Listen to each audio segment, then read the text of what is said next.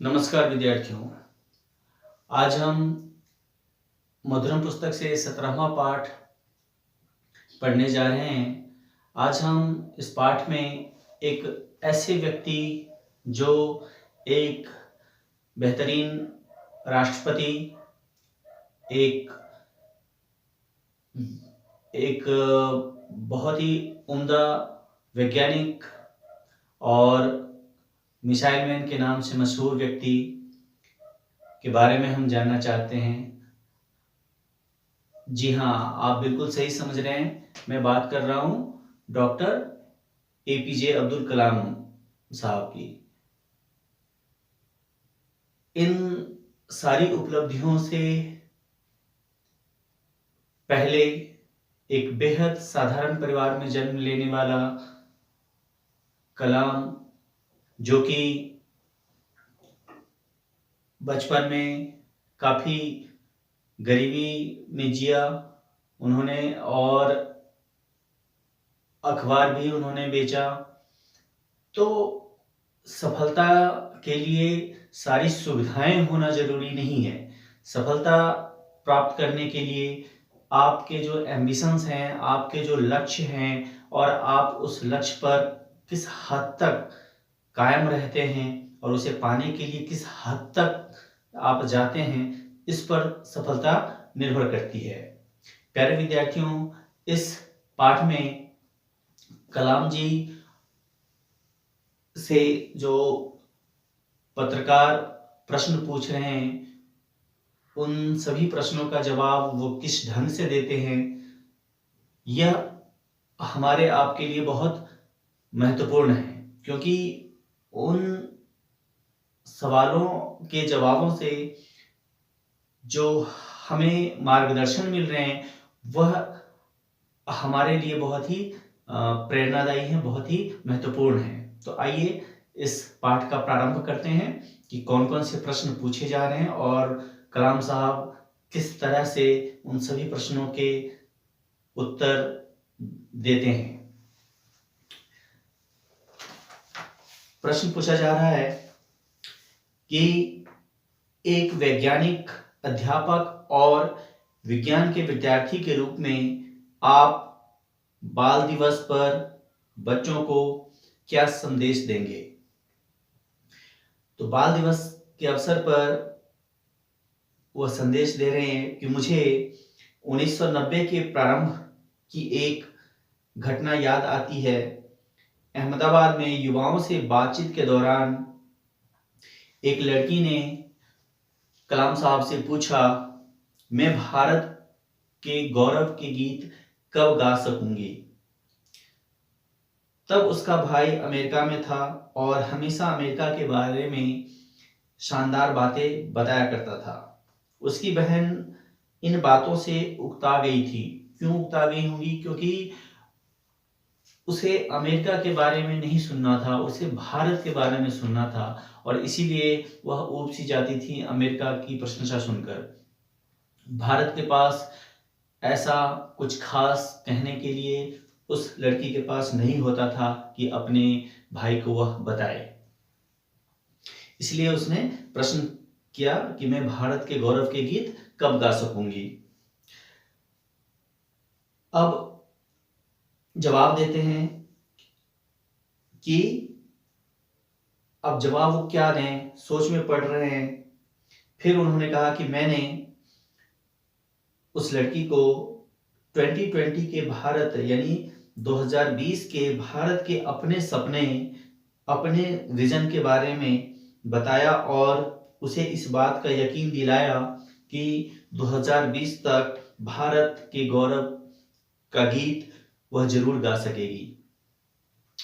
प्यारे विद्यार्थियों, डॉक्टर कलाम साहब का एक विजन एक पुस्तक के रूप में उपलब्ध है, विजन 2020। तो आप सब चाहें तो आप गूगल पर सर्च मारकर आप उसे पढ़ सकते हैं, उसकी मूल बातें पढ़ सकते हैं। अब उस समय सारे देश में ऐसी ही हताशा थी, क्योंकि युवा दिशाहीन सी दिशाहीन हो रहे थे, उनको सूझ नहीं रहा था कि वो करे तो करे क्या। तो सामान्य सी नौकरी के पीछे भागना यही युवाओं की पहली प्राथमिकता होती थी। वह अन्य क्षेत्रों में भी कुछ कर सकता है, ऐसी सोच कम बनती थी। अब पिछले कुछ सालों में उन्होंने युवाओं में की सोच में एक परिवर्तन देखा, एक बदलाव देखा। और उन्होंने क्या देखा कि पहले युवा पूछते थे कि देश हमारे लिए क्या कर सकता है, हम कैसे देश में रह सकते हैं, कैसे देश में, एक ऐसे देश में रह रहे हैं जहां कुछ भी सुविधाएं नहीं है। तो देश की कमियों को सामने रखते थे, उन नकारात्मक बातें ज्यादा करते थे। लेकिन धीरे धीरे उन्होंने युवाओं की उस सोच में परिवर्तन देखा और उन्होंने पाया कि युवा प्रश्न कर रहे हैं, उनके मन में प्रश्न उठते हैं कि मैं अपने देश के लिए क्या कर सकता हूं। स्पष्ट है कि हमारे युवा राष्ट्रीय विकास के लिए आगे आना चाहते हैं और हाथ बटाना चाहते हैं। पिछले 6 माह में तो मैंने नया ही बदलाव देखा।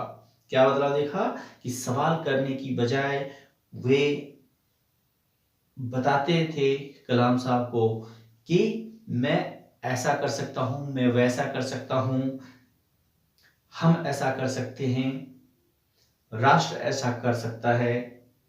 हमारे देश के हर बच्चे में यही चेतना जगनी चाहिए कि हम क्या बेहतर कर सकते हैं, हम किस क्षेत्र में, किन के अलग अलग क्षेत्रों में हम सोच सकते हैं, कुछ कर सकते हैं।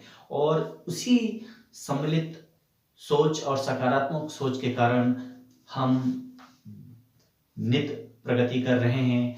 आप सब जानते हैं इस कोरोना महामारी के दिनों में भी जहां विश्व आज भी जूझ रहा है, ऐसी स्थिति में भारत ने अपने देश में वैक्सीन का निर्माण कर लिया है, आप सब जानते हैं। तो ये सब उसी तरह की सकारात्मक सोच का परिणाम है जहां भारत के लोग सकारात्मक सोच के साथ कुछ करने के लिए कृत संकल्पित हो रहे हैं। अगला प्रश्न उनसे किया जाता है कि आज के समय में विद्यार्थी जीवन कैसा होना चाहिए। तो विद्यार्थी जीवन बहुत ही महत्वपूर्ण है, क्योंकि एक बच्चा जो कि 3-4 साल से लेकर आमतौर पर 25 से 30 साल तक उस विद्यार्थी जीवन में जीता है। तो बिल्कुल बाल्यावस्था से लेकर एक युवा अवस्था तक का वो जो एक लंबा समयावधि है, टाइम पीरियड है, उसमें इंसान जीता है। तो वो जो टाइम पीरियड है उसमें हमारा जीवन कैसा हो, हमारी सोच कैसी हो, यह बहुत महत्वपूर्ण है। तो इसी का जवाब दे रहे हैं कि विद्यार्थी के जीवन का एक निश्चित लक्ष्य होना चाहिए। जो विद्यार्थी बिना लक्ष्य के सिर्फ पढ़ते ही चले जाते हैं, वे ज्यादातर असफल ही रहते हैं, क्योंकि वो किसी एक निश्चित दिशा में नहीं बढ़ पाते। इसीलिए एक लक्ष्य निर्धारित करना बहुत आवश्यक है। आप सब भी अपने जीवन में, चूंकि आप सब 8वीं कक्षा में आ चुके हैं, अब थोड़े बड़े हो रहे हैं, तो आप सब एक निश्चित एक अपना लक्ष्य निर्धारित कीजिए, अपना गोल सेट कीजिए कि मुझे ये बनना है, मुझे ये करना है।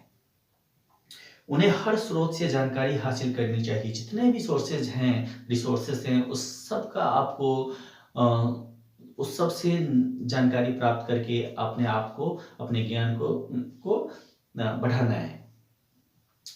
चाहे अध्यापकों से मिले, अच्छी किताबों से मिले, इंटरनेट की अच्छी साइट से मिले, या फिर भले लोगों से मिले, ये सभी हमारे बहुत ही महत्वपूर्ण सोर्स हैं, रिसोर्स हैं ज्ञान प्राप्ति के। तो इनका हमें ज्यादा से ज्यादा उपयोग करना चाहिए। उन्हें धैर्य और निष्ठा के साथ कड़ी मेहनत करनी चाहिए। विद्यार्थी को कभी भी शॉर्टकट में नहीं जाना चाहिए, उसे अधिकाधिक श्रम करने की आवश्यकता है। आलस को अपने अंदर आने ही नहीं देना है, क्योंकि आलस एक बार आपके शरीर में प्रवेश कर गया तो समझिए आपका दुर्भाग्य, आपका जो पतन है वह शुरू हो जाता है। इसलिए आलस को अपने शरीर में आने नहीं देना है। कड़ी मेहनत, जितनी मेहनत आप कर सकें पढ़ाई के लिए, अपनी बेहतरी के लिए, उतना आप करें। अगला प्रश्न किया जा रहा है, इंटरनेट और संचार क्रांति के इस जमाने में बच्चों के विकास में माता पिता और अध्यापक की क्या भूमिका, माता पिता और अध्यापक क्या भूमिका निभा सकते हैं, कैसे सहयोग कर सकते हैं? तो वो बता रहे हैं कि रॉबर्ट मेटकॉफ का एक नियम है जिसमें वो बता रहे हैं कि किसी नेटवर्क में जितने अधिक संचार बिंदु होंगे उसके वर्ग के अनुपात में उसकी क्षमता बढ़ जाती है। दूसरे शब्दों में समझा रहे हैं कि जैसे कोई बच्चा है और उसके माता पिता और 2 अध्यापक ये उसको ज्ञान देने वाले हैं, तो माता पिता और 2 अध्यापक, तो कितने हो गए? 4। अब उनको, उस बच्चे को जानकारी देनी है कंप्यूटर नेटवर्क के बारे में, तो क्या होगा कि वह बच्चा, उसकी जानकारी में क्या होगा? चौगुना विकास होगा, क्योंकि मल्टीप्लाई होगा, 4 गुने 4 अर्थात 16 गुना। तो वह बहुत कम समय में बहुत अधिक सीख सकता है यदि उसके माता पिता पढ़े लिखे हैं और 2 अध्यापक मिलें, तो वह घर पे भी सीखेगा, विद्यालय में भी सीखेगा, तो उसके दिमाग में वो चीजें निरंतर चलती रहेंगी और इस कारण से वह बहुत ही तीव्र गति से चीजों को और बहुत अच्छी तरीके से सीख सकेगा। तो इस तरह से माता पिता भी शिक्षित हों तो वह अपने बच्चों को ज़्यादा सहयोग कर सकते हैं। जिनके माता पिता शिक्षित नहीं हैं वे भी अपने बच्चों के साथ बैठें, बच्चों के पढ़ते समय उनके साथ बैठें, उनसे पूछें क्या आपको काम दिया जा रहा है, आप क्या कर रहे हो, नहीं कर रहे हो, इस तरीके से, और प्रोत्साहित करते रहें कि हाँ बेटा आप कर सकते हो, आप और बेहतर कर सकते हो। तो इस तरीके से प्रोत्साहित करते रहें तो बच्चा निश्चित तौर पर बेहतर करता चला जाएगा। अगला प्रश्न है, बच्चों में विज्ञान के प्रति रुचि और वैज्ञानिक मानसिकता कैसे जगाई जा सकती है? यह बहुत ही महत्वपूर्ण है, क्योंकि ज़्यादातर बच्चे हैं जो आगे चलकर विज्ञान और गणित की तरफ वो नहीं बढ़ पाते, वो धीरे धीरे करते चले जाते हैं।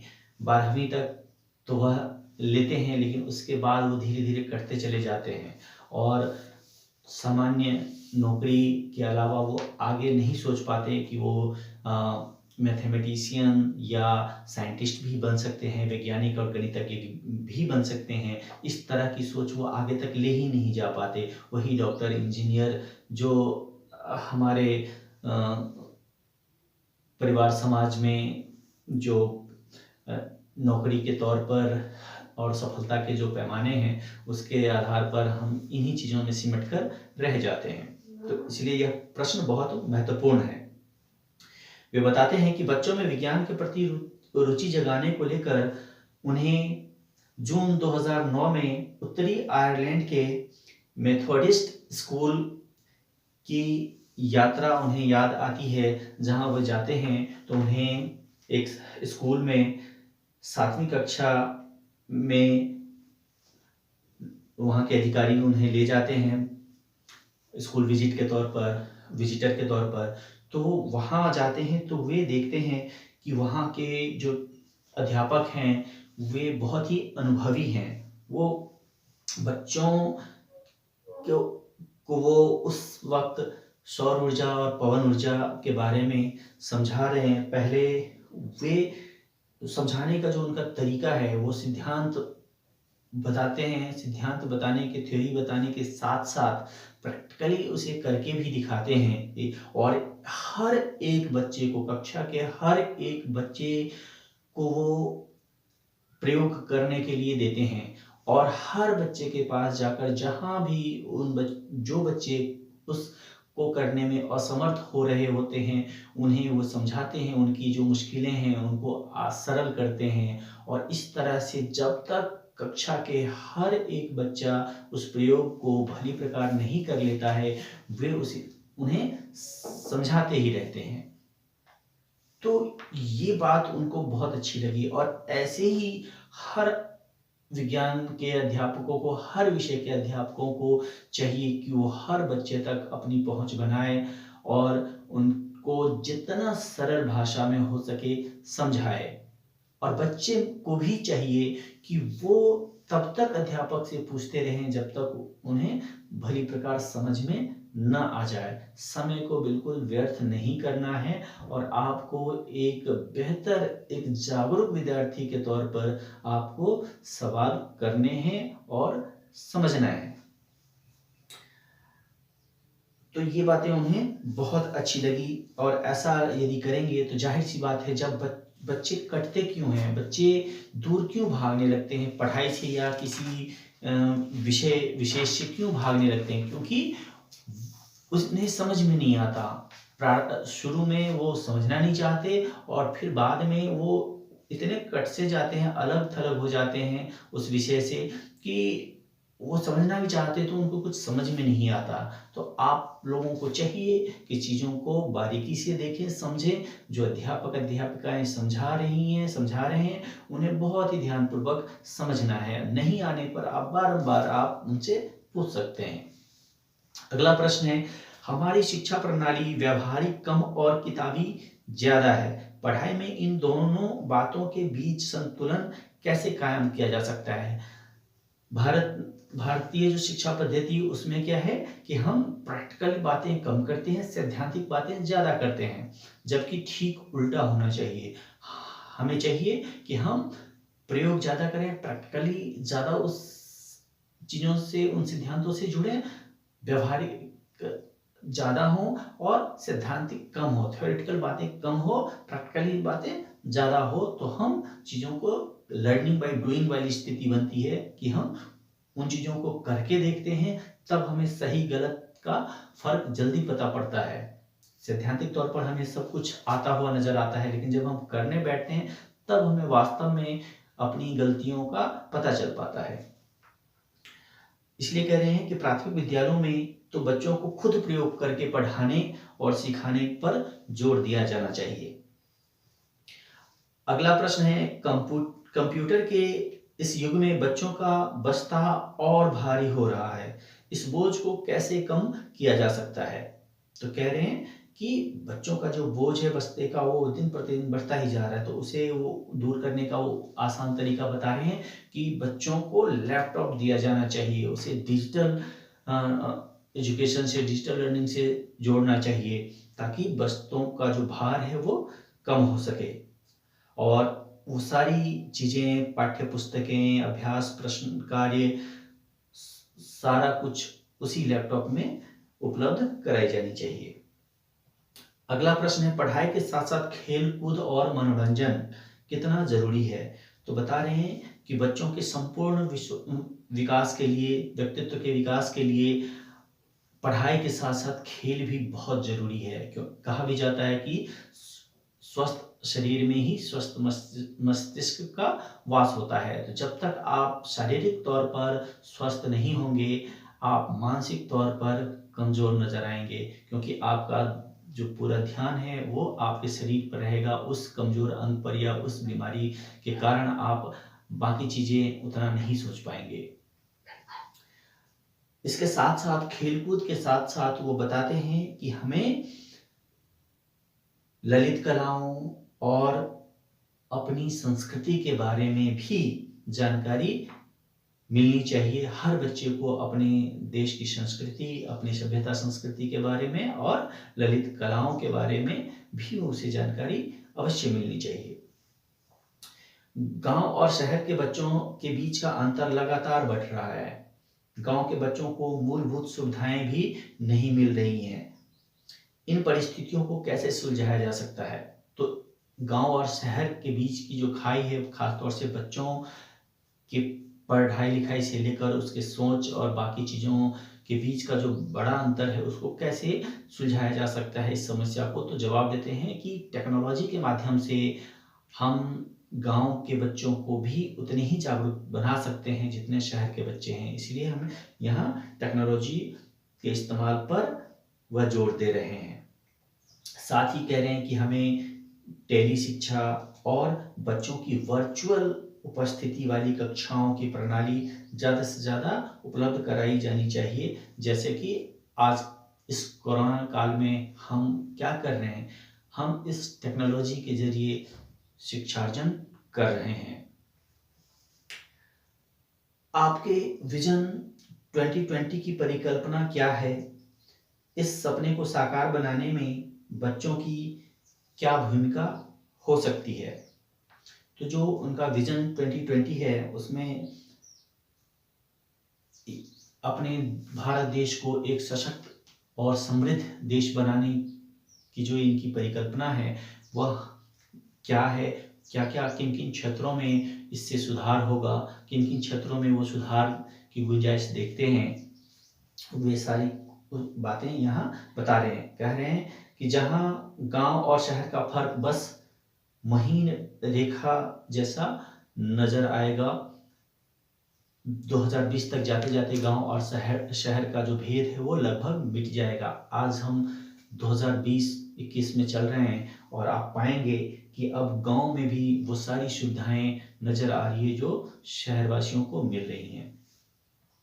जहां बिजली पानी की खूब उपलब्धता होगी और सभी लोगों को इसकी वाजिब मात्रा मिलेगी। पहले गांव में बिजलियां नहीं होती थी, सड़कें नहीं होती थी, लोग अभाव में अंधेरे में जीते थे, लेकिन अब क्या है कि गांव गांव तक बिजली और सड़क की पहुंच हो गई है। तो आप साफ उनकी विजन का जो उनका जो विजन है वो आप स्पष्ट रूप से देख सकते हैं कि उन्होंने 1990 में देखा था, आज से 30 साल लगभग पहले, और वो आज साकार होता हुआ हमें प्रतीत हो रहा है। इसके अलावा कह रहे हैं कि जहां कृषि, उद्योग और सेवा क्षेत्र पूरे तालमेल के साथ काम करेंगे। प्यारे विद्यार्थियों, कुछ ऐसे क्षेत्र हैं जहां उन्होंने जो परिकल्पना की है उस वहां तक अब भी पूरी तरह से पहुंच हमारी नहीं बन पाई है, लेकिन हम उस दिशा में बहुत तेजी से बढ़ रहे हैं। कह रहे हैं जहां प्रतिभाशाली विद्यार्थियों को सामाजिक अथवा आर्थिक भेदभाव की वजह से श्रेष्ठ जीवन मूल्यों वाली शिक्षा से वंचित न रहना पड़े। आज चाहे वो किसी भी वर्ग के, किसी भी धर्म जाति के बच्चे हों, किसी भी वर्ग के हों, उन्हें ये शिक्षा संबंधी जो सुविधाएं हैं वो आसानी से मिल रही हैं। विश्व भर के सबसे प्रतिभाशाली विद्वान, वैज्ञानिक तथा अन्वेषक जिस देश में आना और काम करना सबसे ज़्यादा पसंद करें, ऐसा देश भारत बनेगा। और आप देख रहे हैं कि भारत के जो वैज्ञानिक हैं वो किस तरह से अपनी विद्वता का परचम लहरा रहे हैं। जहां स्वास्थ्य की बेहतर सेवाएं उपलब्ध हों। आप इस कोरोना काल में आपने भी देखा सुना होगा कि किस तरीके से भारत स्वास्थ्य के क्षेत्र में एक बेहतरीन मिसाल कायम किया है। जहां प्रशासन लोगों की मुश्किलें समझने वाला, पारदर्शी और भ्रष्टाचार से मुक्त हो। इस क्षेत्र में और भी बहुत सुधार की आवश्यकता है। लोग भ्रष्टाचार की गिरफ्त से निकल नहीं पा रहे हैं। आज भी बहुत सारे ऐसे सरकारी क्षेत्र हैं जहां भ्रष्टाचार आपको देखने को मिलते हैं। जहां गरीबी पूरी तरह समाप्त हो गई हो, निरक्षरता दूर कर दी गई हो, महिलाओं और बच्चों पर अत्याचार नहीं होते हों और कोई भी व्यक्ति समाज में खुद को उपेक्षित अथवा अलग थलग न महसूस करता हो, इस क्षेत्र में भी अभी बहुत कार्य करने होंगे, तभी जाकर हम एक विकसित राष्ट्र बन सकते हैं। ऐसा देश जो समृद्ध, स्वस्थ, सुरक्षित, आतंकवाद के खतरे से मुक्त, शांतिपूर्ण और प्रसन्न हो तथा टिकाऊ विकास के रास्ते पर निरंतर आगे बढ़ता हो। इस क्षेत्र में भी हमें बहुत कार्य करने होंगे और ये सब तभी संभव होंगे जब आप जैसे जो विद्यार्थी हैं वे जब सकारात्मक सोच के साथ ईमानदारी से अपने सारे कार्य करने शुरू कर देंगे, तब जाकर ये सारी चीज़ें अपने आप दूर होंगे। ऐसा देश जो रहने के लिए सर्वोत्तम माना जाए और जो अपने नेतृत्व पर गर्व कर सके। तो प्यारे विद्यार्थियों, आपने जो कलाम साहब के जो विजन 2020 सुना, वे सब अद्भुत हैं और उन पर यदि सुधार हुआ, उन पर यदि अमल किया गया, यदि हम भारतवासी सही दिशा में बढ़ते रहे, इन सुझाए गए दिशाओं पर यदि हम सरकारें कार्य करें, हम उनका सहयोग करें, तो निस्संदेह हम शीघ्रातिशीघ्र विकसित राष्ट्र बन सकते हैं। अब वो बताते हैं कि इन सभी लक्ष्यों की प्राप्ति में बच्चों की अहम भूमिका होगी, क्योंकि जब तक आप वो चीजें लेकर, वो सकारात्मक सोच लेकर आगे नहीं बढ़ेंगे, देश आगे नहीं बढ़ेगा। खास तौर पर वे गांव के ऐसे 5 लोगों को पढ़ा सकते हैं जो एकदम निरक्षर हैं। वे अपने आसपास 5 पौधे लगाकर उनकी देखभाल भी कर सकते हैं। देखिए, छोटे छोटे कार्य हैं जिसमें आप उन निरक्षर जो इलिटरेट लोग हैं, उन 5 बच्चों को या किसी भी 5 व्यक्ति को, किसी भी उम्र को हो, यदि आप उनको बेसिक चीजें सिखाते हैं, लिखना पढ़ना सिखाते हैं और 5 पेड़ आप लगाते हैं, तो एक गांव का हर बच्चा अगर सिर्फ इतना काम कर ले कि वो 5 पेड़ लगाए और 5 लोगों को शिक्षित करने का प्रयास करें, तो पूरा गांव ही साक्षर हो जाएगा और गांव हद से ज्यादा हरा भरा हो जाएगा। तो ये कितना छोटा सा नजर आने वाला सुझाव है, जो जिसका इम्पैक्ट जो है, प्रभाव है, वो बहुत ही व्यापक होने वाला है। तो अगर इस तरीके से हम एजुकेशन का, शिक्षा का प्रचार प्रसार करें, विस्तार करें, तो निस्संदेह हम आगे बढ़ सकते हैं। इसके अलावा कह रहे हैं कि बच्चे भ्रष्टाचार रहित समाज बनाने के आंदोलन में जुड़ सकते हैं। यही नहीं, जहां तक उनसे हो सके वे पेट्रोलियम ईंधन की जगह ऊर्जा के नवीन रूपों के, नवीन स्रोतों का इस्तेमाल को वो बढ़ावा दे सकते हैं। सौर ऊर्जा का, सोलर सिस्टम का, उसका जो आपका सौर ऊर्जा है, उसका प्रयोग यदि हम करने लग जाएं अधिकाधिक, तो निस्संदेह हम और ज़्यादा तरक्की कर सकते हैं। अब उनसे अगला प्रश्न किया जाता है कि वे अपने विद्यार्थी जीवन की कोई स्मरणीय घटना, ऐसी यादें जिसे वे हमेशा याद रखना चाहते हैं, वो कोई घटना हो तो आप बताएं। तो इस पर वे बताते हैं कि जब मैं 8वीं कक्षा में पढ़ता था और 13 साल का था, जो कि आप सब भी उसी एज ग्रुप से गुजर रहे हैं। उस समय श्री सुब्रमण्य अय्यर हमारे अध्यापक थे। वे हमारे स्कूल के अच्छे अध्यापकों में से थे। हम सभी उनकी कक्षा में जाना और उनसे पढ़ना ये सब पसंद करते थे। एक दिन उन्होंने बोर्ड पर चिड़िया का चित्र बना कर उसके उड़ने के तरीकों को वे समझा रहे थे। काफी देर तक वो समझाते रहे कि किस तरीके से चिड़िया पंख फैलाती है, किस तरीके से वो अपनी आकृति को किस तरीके से करती है ताकि उसको उड़ने में मदद मिल सके। तो ये सारी बातें वे काफी देर तक समझाते रहे। समझा लेने के बाद जब वे एक एक करके पूछ रहे हैं हर बच्चे से कि आपको समझ में आया या नहीं आया, तो कलाम साहब बताते हैं कि उन्हें बिल्कुल भी समझ में नहीं आया। फिर उनके साथ कई और बच्चों ने भी कहा कि उन्हें भी समझ में नहीं आया। तो वे बिल्कुल भी नाराज नहीं हुए, क्योंकि सामान्य तौर पर कई अध्यापक नाराज से हो जाते हैं जब वो कुछ समझा रहे होते हैं और समझा लेने के बाद बच्चे कहते हैं कि मुझे कुछ समझ में नहीं आया।